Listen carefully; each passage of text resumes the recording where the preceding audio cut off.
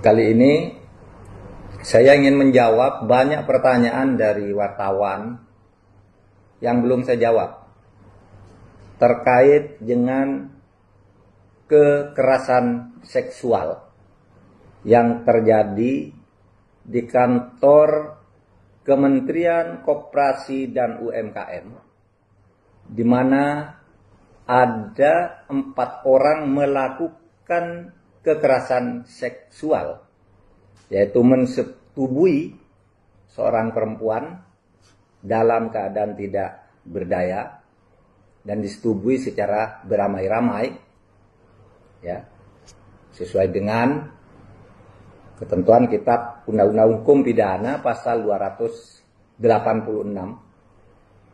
yang diancamkan. Nah, itu tiba-tiba SP3-nya, SP3 yang pernah dikeluarkan oleh Polresta Bogor untuk menghentikan perkara itu dibatalkan oleh Pengadilan Negeri dalam persidangan pra-peradilan atas gugatan 4 tersangka. Kami melalui rapat koordinasi tadi menyatakan menghormati vonis hakim atas gugatan pra-peradilan dari 4 tersangka pelaku, bahwa SP3 yang pernah dicabut untuk mereka dinyatakan sah oleh hakim, sehingga pencabutan oleh Polresta itu dianggap tidak sah. Yang sah adalah pengeluaran SP3-nya. Yang kedua,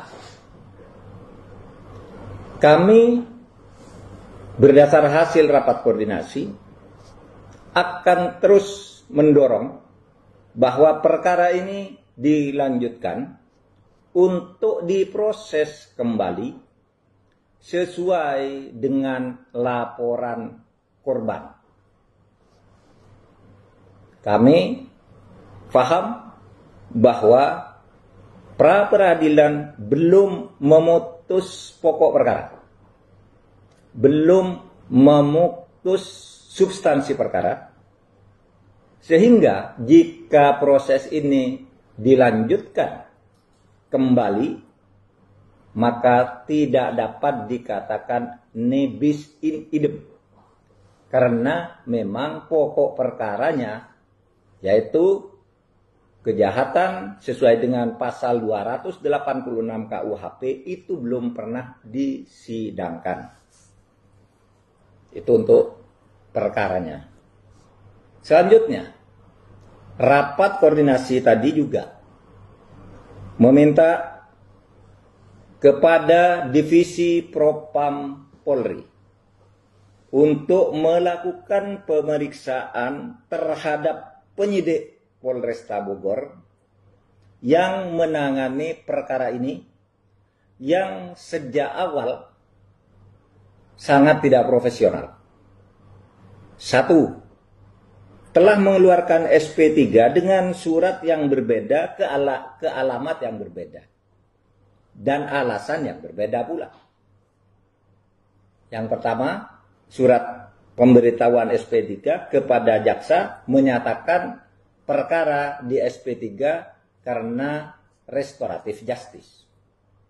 Tetapi surat pemberitahuan kepada korban menyatakan SP3 dikeluarkan karena tidak cukup bukti.